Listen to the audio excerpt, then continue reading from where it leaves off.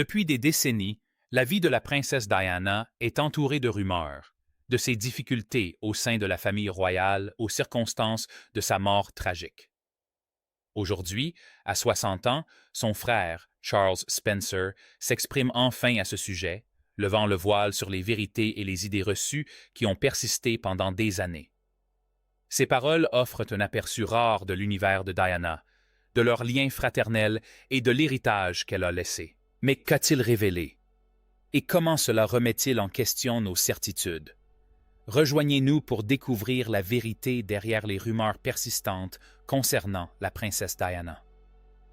La vérité sur la relation entre Diana et Charles Spencer. Pendant des années, on a spéculé sur les difficultés, les peurs et les secrets que la princesse Diana n'a jamais pu partager. Mais ce que beaucoup ont négligé, c'est le rôle que son jeune frère, Charles Spencer, a joué dans sa vie. Contrairement à ses relations très médiatisées avec la famille royale, sa relation avec Charles était plus discrète. Pourtant, il a toujours été présent à ses côtés. Diana et Charles ont grandi ensemble, partageant le même milieu aristocratique et des expériences d'enfance qui les ont façonnés différemment. Tandis que la vie de Diana était constamment sous les feux des projecteurs, Charles restait généralement discret, ne s'exprimant publiquement que rarement. Cependant, aujourd'hui âgé de 60 ans, il a confirmé certaines des rumeurs les plus persistantes concernant sa sœur. Les questions concernant le mal-être de Diana, son isolement et les épreuves qu'elle a traversées en secret refont surface, et l'on se demande pourquoi il prend la parole maintenant. Que révèle son témoignage sur la vie de Diana? Poursuivez votre lecture pour en savoir plus. La princesse Diana et son frère cadet, Charles Spencer, sont nés dans l'une des familles aristocratiques les plus influentes de Grande-Bretagne. Ils ont passé leur enfance à Althorp House, leur somptueuse demeure ancestrale, baignant dans le luxe et les privilèges. Malgré leur cadre de vie luxueux, leur enfance fut loin d'être idyllique. Leurs parents, John Spencer, vicomte Althorp, et Frances Spencer, vicomtesse Althorp, vivaient un mariage tumultueux qui affecta leurs 4 enfants. Diana avait 2 sœurs aînées, Sarah et Jane, mais Charles était le benjamin et leur seul fils. Cela fit de lui l'héritier du titre de Spencer, ce qui le distinguait de ses sœurs quant aux attentes familiales. Tandis que Charles avait été élevé avec la certitude d'hériter un jour d'Althorp, Diana dut se forger sa propre identité. Malgré leurs différences, ils partageaient un lien fraternel profond et restèrent proches. Cependant, leur vie de famille a basculé lorsque le mariage de leurs parents a volé en éclats. Alors que Diana n'avait que 6 ans, ses parents ont traversé un divorce amer et très médiatisé. Cet événement a profondément marqué Diana, Charles et leur sœur. Au début, les enfants vivaient avec leur mère à Londres, mais une décision de justice a finalement confié leur garde à leur père, les obligeant à retourner à Althorp. Diana a eu du mal à accepter ce changement, se sentant abandonnée et aspirant à l'amour maternel perdu. Charles, plus jeune, n'a peut-être pas tout compris à l'époque, mais il a par la suite réfléchi à l'influence du divorce sur leur enfance. Il avait décrit leur père comme aimant, mais réservé, ce qui empêchait Diana d'exprimer ouvertement ses sentiments. L'absence de leur mère avait également laissé une profonde blessure, qui ne s'était jamais complètement refermée et qui avait influencé la manière dont Diana abordait les relations pour le reste de sa vie. À Althorp, Charles et Diana vivaient dans un monde imprégné de traditions aristocratiques, mais aussi dans un environnement empreint de solitude. Le vaste domaine était chargé d'histoire et de grandeur, mais il lui manquait la chaleur d'une famille stable. Leur père, malgré ses bonnes intentions, était peu expressif et Diana se sentait souvent isolée. Charles, quant à lui, avait été élevé dans la perspective de perpétuer l'héritage familial, ce qui impliquait son lot de pression. Malgré cela, Diana et Charles ont trouvé des moyens de se soutenir mutuellement. En tant que benjamin de la fratrie, ils se comprenaient d'une manière que leur sœur aînée ne pouvait pas. Cependant, les difficultés émotionnelles de Diana sont devenues plus apparentes avec l'âge. Alors que Charles devait se montrer fort et faire honneur au nom des Spencer, Diana, plus sensible, était profondément affectée par l'instabilité de leur foyer. Sa scolarité refléta également les différences entre elle et son frère. Elle reçut d'abord une instruction à domicile avant d'intégrer la Sillfield Private School dans le Norfolk, puis la Riddlesworth Hall School. À 9 ans, elle a rejoint ses sœurs à la West Heath Girls' School, où elle a rencontré des difficultés scolaires. Contrairement à ses sœurs, Diana a échoué 2 fois à ses examens de niveau haut. En fait, elle aurait même échoué 2 fois à la première étape de ses examens du certificat général d'études, ce qui l'a profondément marqué. Cependant, ses points forts ne résidaient pas dans ses études, mais dans son don naturel pour nouer des relations avec les gens. Elle était passionnée de musique, de danse et d'aide aux autres. Charles, quant à lui, a suivi une voie différente. Il fut envoyé à Eton, l'un des établissements les plus prestigieux d'Angleterre, où il reçut une éducation d'élite. Cette différence d'éducation influença profondément leur destin. Tandis que Charles se préparait à hériter d'Althorp, Diana cherchait sa propre voie. Malgré leurs parcours différents, Diana et Charles restèrent proches. Charles se souvint plus tard de la chaleur et de la gentillesse qui caractérisait Diana et la distinguait du reste de la famille. Bien qu'elle ait parfois douté d'elle-même, elle avait un don pour aider les autres, ce qui contribua à forger son image publique. Avant même de devenir la princesse du peuple, elle était reconnue pour sa compassion et sa capacité à faire sentir aux autres qu'ils étaient compris. À West Heath, son esprit communautaire et sa bienveillance étaient appréciés, qualité que Charles a toujours admirée chez elle. À West Heath, on remarquait son don pour mettre les gens à l'aise et leur faire sentir qu'ils étaient importants. Qu'il s'agisse d'un ami en difficulté ou d'un collègue ayant besoin d'un mot gentil, elle était toujours là pour eux. Sa chaleur humaine mettait les gens à l'aise, une qualité qui la distinguait déjà très jeune. À 16 ans, sa scolarité touchait à sa fin. Elle passa quelque temps dans une école en Suisse, mais elle ne s'y sentait pas à sa place. Après un seul trimestre, elle revint à Londres, prête à entamer une nouvelle étape de sa vie. Contrairement à beaucoup de femmes issues de familles aristocratiques qui dépendaient de la fortune de leurs parents, Diana souhaitait être indépendante financièrement. Elle emménagea chez 2 amis et exerça différents métiers pour gagner sa vie. Elle travailla auprès des enfants de diverses manières, d'abord comme professeur de danse, puis comme nounou, et enfin comme employée dans une crèche. Ces emplois pouvaient paraître anodins aux yeux des autres, mais ils témoignaient de son amour profond pour les enfants et du plaisir qu'elle prenait à s'occuper d'eux. Bien avant d'intégrer la famille royale, elle faisait déjà preuve de la compassion qui allait la rendre aimée dans le monde entier. Malgré son indépendance grandissante, Diana est restée proche de sa famille, notamment de son frère Charles. Leur lien fraternel a toujours été très fort, et même si la vie les a menés sur des chemins différents, cette relation est demeurée intacte.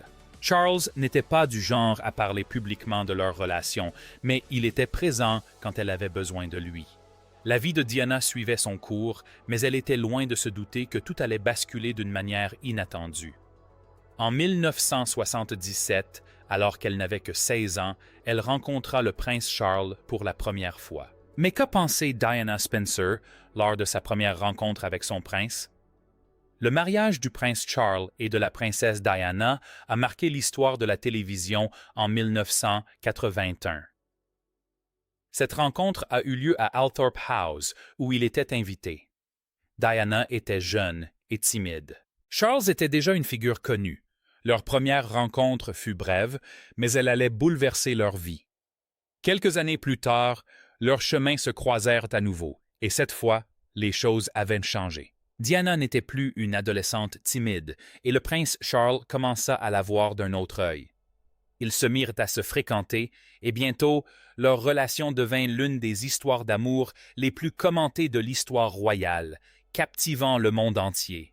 Mais la suite la rendit encore plus fascinante. Avant que Diana et Louis ne se mettent en couple, le prince Charles avait déjà rencontré sa famille, notamment son frère cadet Charles Spencer. La famille Spencer était très influente, et Charles Spencer avait grandi au sein de l'aristocratie britannique. Proche de Diana, il n'a pas joué un rôle déterminant dans leur rencontre, mais il a toujours fait partie de sa vie durant ces années. Contrairement à sa sœur Sarah, qui avait fréquenté Charles et s'était ensuite attribué le mérite de les avoir réunis, le rôle de Charles Spencer était différent. Il admirait, semble-t-il, ses deux sœurs aînées.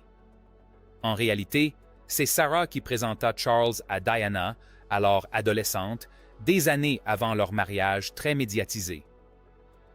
Rétrospectivement, il a vu le déroulement des événements et a été témoin de l'entrée de sa sœur dans la vie royale. En 1980, les liens entre Charles et Diana se renforcèrent. Invités tous deux à un week-end à la campagne, ils commencèrent alors à s'intéresser véritablement à elle. Peu après, il l'invita à l'accompagner lors d'une croisière à bord du yacht Royal Britannia. Leur relation a rapidement évolué, aboutissant à une visite au château de Balmoral, où Diana a été présentée à la famille royale. La reine, le prince Philippe et la reine-mère l'ont tous jugé digne de convenir à Charles, ce qui l'a encouragé à poursuivre sa cour. Le 6 février 1981, il la demanda en mariage au château de Windsor. Diana accepta, mais ils choisirent de garder leur fiançailles secrète pendant plus de 2 semaines. Ce n'est que le 24 février 1981 qu'ils firent l'annonce officielle.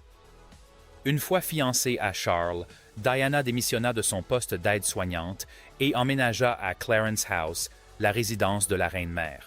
Après quelque temps, elle s'installa au palais de Buckingham. Mais malgré le faste des lieux, elle y trouva une vie extrêmement solitaire. Selon la biographe royale Ingrid Seward, Diana souffrait de l'isolement et de l'immense pression liée à son nouveau rôle. Alors même qu'elle se préparait à épouser le futur roi, elle se sentit soudain contrainte d'une manière inédite. Pourtant, elle entra aussi dans l'histoire. Elle fut la première femme d'origine anglaise, en plus de 3 siècles, à épouser l'héritier du trône.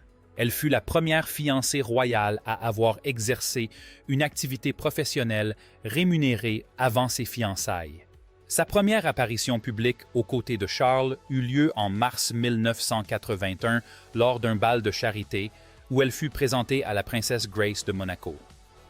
Quelques mois plus tard, le 29 juillet 1981, elle devint officiellement princesse de Galles lors de son mariage avec Charles à la cathédrale Saint-Paul. Le mariage fut un événement historique, attirant près de 600 spectateurs qui envahirent les rues pour apercevoir les jeunes mariés.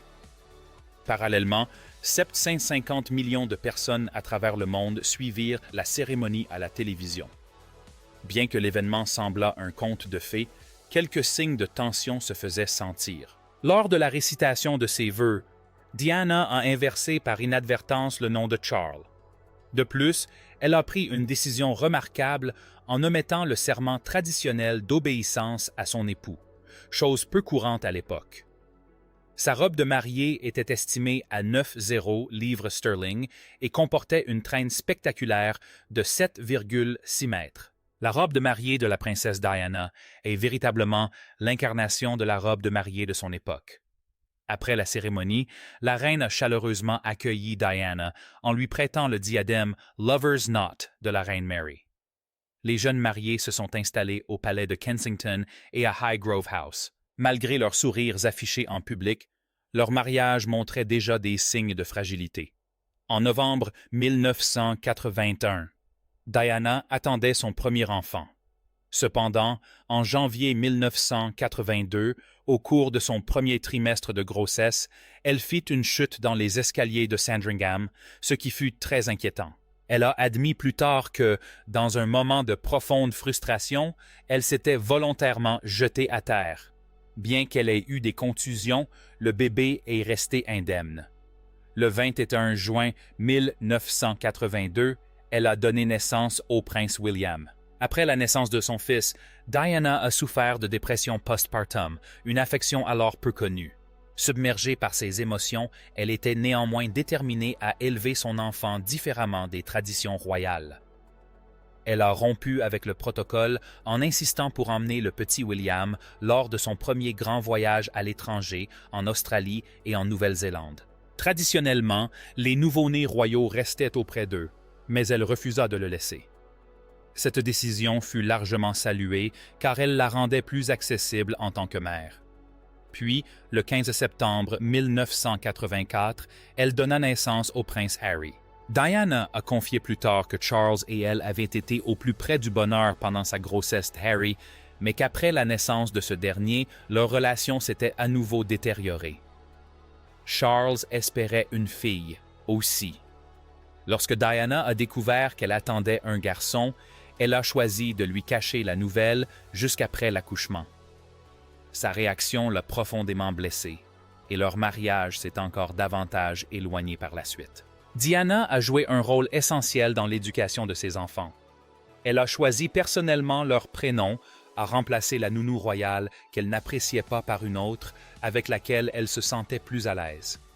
Elle s'est également impliquée activement dans leur éducation, en prenant des décisions concernant leurs écoles, leurs vêtements et leurs emplois du temps. En 1989, Diana franchit un pas décisif en confrontant Camilla Parker Bowles lors d'une réception donnée en l'honneur de la sœur de cette dernière. En 1992, la parution de Diana, sa véritable histoire, provoqua un véritable séisme médiatique. L'ouvrage révélait des détails intimes sur les difficultés personnelles de Diana, sa solitude et sa conviction que Charles ne l'avait jamais véritablement aimée. Au départ, elle et l'auteur du livre, Andrew Morton, ont nié sa contribution. Cependant, après son décès, Morton a confirmé que Diana lui avait secrètement fourni des informations. Plus tard dans l'année, des enregistrements téléphoniques privés de conversations entre Diana et James Gilby ont fuité, provoquant une nouvelle polémique. Mais le scandale ne s'arrêta pas là. En novembre, une autre série d'enregistrements fit surface, impliquant cette fois Charles et Camilla. Surnommés Camilla Gate, ces enregistrements confirmèrent ce que beaucoup soupçonnaient. Charles et Camilla entretenaient une liaison émotionnelle depuis des années. Cependant, la relation entre Charles et Camilla remontait à avant même sa rencontre avec Diana. Leur idylle avait été mise en suspens lors du mariage de Charles avec Diana, mais la durée exacte de leur séparation a fait l'objet de débats. Par ailleurs, Diana avait enregistré des messages pour le livre de Morton, révélant qu'elle soupçonnait depuis longtemps la proximité émotionnelle entre Charles et Camilla. Elle se souvint avoir découvert un bracelet que Charles avait fait confectionner spécialement pour Camilla, juste avant le mariage. Cette découverte bouleversa Diana, qui envisagea même d'annuler la cérémonie, mais ses sœurs la convainquirent du contraire. En 1986, Charles et Camilla avaient renoué leur relation. À peu près le 9 décembre 1992, le premier ministre John Major annonça publiquement la séparation officielle de Charles et Diana. Bien que toujours mariés légalement, ils commencèrent à vivre séparément. Diana révéla plus tard qu'avant sa relation avec Hewitt, elle avait été profondément amoureuse d'un membre de son équipe de sécurité, Barry Manick. Lorsqu'il fut soudainement muté, elle eut le cœur brisé. Des années plus tard, elle admit dans des enregistrements privés avoir même envisagé de tout quitter pour lui. En 1993, Diana se méfiait de plus en plus de Charles. Elle écrivit une lettre à son majordome, Paul Burrell, dans laquelle elle affirmait que Charles était amoureux de son assistante personnelle, Tiggy Legbork. Elle exprimait également la crainte que Charles veuille se débarrasser d'elle pour pouvoir se remarier. Bien qu'il n'y eût aucune preuve, sa paranoïa témoignait de l'impact profond que la situation avait eu sur elle. En 1994, Charles admit publiquement, lors d'une interview, son infidélité. Il affirma n'avoir renoué avec Camilla qu'après l'effondrement de son mariage avec Diana. En 1995, Diana décida de donner sa version des faits, déclarant notamment à l'émission Panorama « Nous étions 3 dans ce mariage ». Ce fut la goutte d'eau qui fit déborder le vase pour la reine, qui les pressa de finaliser leur divorce. Le 28 août 1996, celui-ci fut prononcé. Bien qu'elle ait perdu son titre d'Altesse royale, elle conserva celui de princesse de Galles. Malgré tout, elle est restée très proche de sa famille, notamment de son frère Charles Spencer. Mais l'histoire ne s'arrête pas là. Il reste encore des éléments à découvrir. Restez avec nous pour la suite. le frère qui la connaissait le mieux. Lorsque la princesse Diana est décédée dans un tragique accident de voiture le 31 août 1997, le monde entier a été sous le choc. On avait du mal à croire qu'une personne si jeune, si gentille et si pleine de vie puisse disparaître si soudainement. Des millions de personnes ont pleuré sa disparition, mais pour sa famille, la douleur était immense. Parmi eux se trouvait son jeune frère, Charles Spencer, avec qui elle entretenait une relation très forte depuis l'enfance. Il n'était pas seulement son frère, mais aussi quelqu'un qu'elle avait chéri et protégé dès son plus jeune âge. Même après que Diana soit devenue une icône mondiale, Charles est resté l'une des rares personnes à la traiter avec la même simplicité, veillant à ce qu'elle garde les pieds sur terre, malgré l'attention médiatique intense dont elle faisait l'objet. Leur lien était fort depuis l'enfance. Lorsque leur mère quitta le foyer familial, Diana prit sur elle de réconforter son jeune frère, malgré ses propres peurs. L'un des souvenirs les plus déchirants que Charles gardait était celui de Diana, qui, malgré sa terreur du noir, s'efforçait de le protéger. La nuit, elle l'entendait pleurer dans le couloir, mais elle était trop effrayée pour aller le rejoindre. C'était un souvenir qui le hantait, un rappel de tout l'amour et de l'attention qu'elle lui portait, même dans les moments où elle se sentait impuissante. En grandissant, leur relation est restée aussi forte. Lorsque Diana épousa le prince Charles et devint la femme la plus célèbre du monde, beaucoup de gens de son entourage changèrent d'attitude. Soudain, elle était entourée de personnes qui la traitaient comme une reine en tout point, n'osant plus jamais la contester ni lui parler comme auparavant. Mais Charles voyait les choses autrement. Il estimait qu'il était de son devoir d'être la seule personne à rester honnête avec elle. Il assistait à des réceptions privées où il constatait combien les gens s'efforçaient de gagner les faveurs de Diana, la couvrant d'éloges. Tandis que le monde l'adorait, Charles lui rappelait qui elle avait toujours été, la jeune fille d'Althorpe, pleine de bonté et de chaleur, bien avant de devenir princesse. Ce ne fut pas toujours facile. Diana avait été si longtemps entourée d'admiration qu'il lui était difficile d'entendre des critiques constructives. Mais Charles ne faiblit jamais. Il lui parlait avec franchise, même quand ce n'était pas ce qu'elle voulait entendre, car il estimait que c'était son devoir de petit frère. Il savait que derrière les paillettes et l'attention, elle était restée la même personne qu'il avait connue enfant. Et il refusait de la traiter différemment, simplement parce que le reste du monde le faisait. À ses funérailles, Charles Spencer s'est adressé à l'Assemblée et a prononcé un discours dont beaucoup se souviennent encore aujourd'hui. Il a parlé de sa sœur d'une manière qui dépassait les gros titres et les photos. Il n'a pas seulement parlé de Diana, la princesse. Il a parlé de Diana, la personne.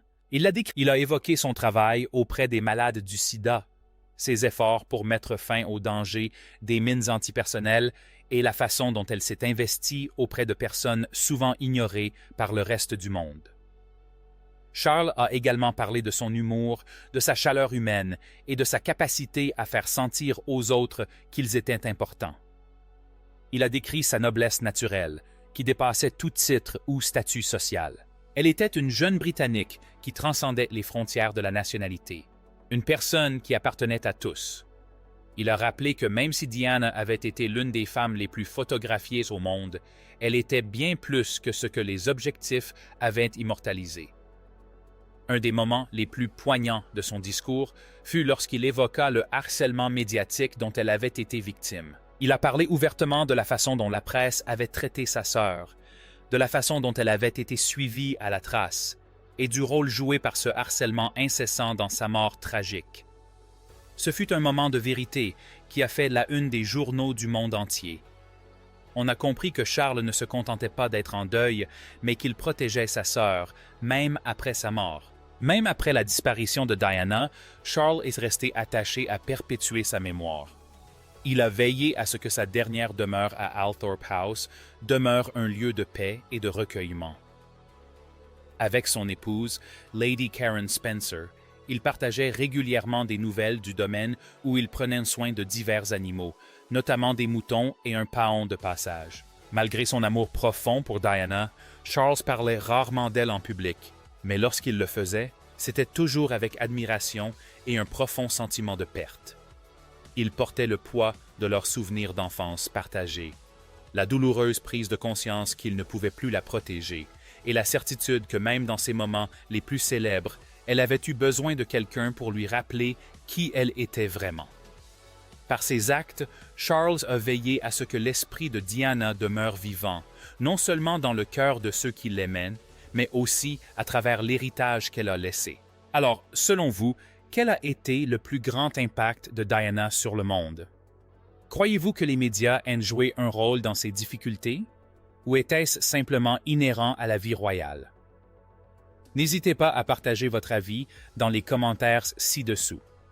Si cette vidéo vous a plu, pensez à la liker, la partager et à vous abonner à notre chaîne pour en voir plus. Cliquez également sur la vidéo suivante qui s'affiche à l'écran.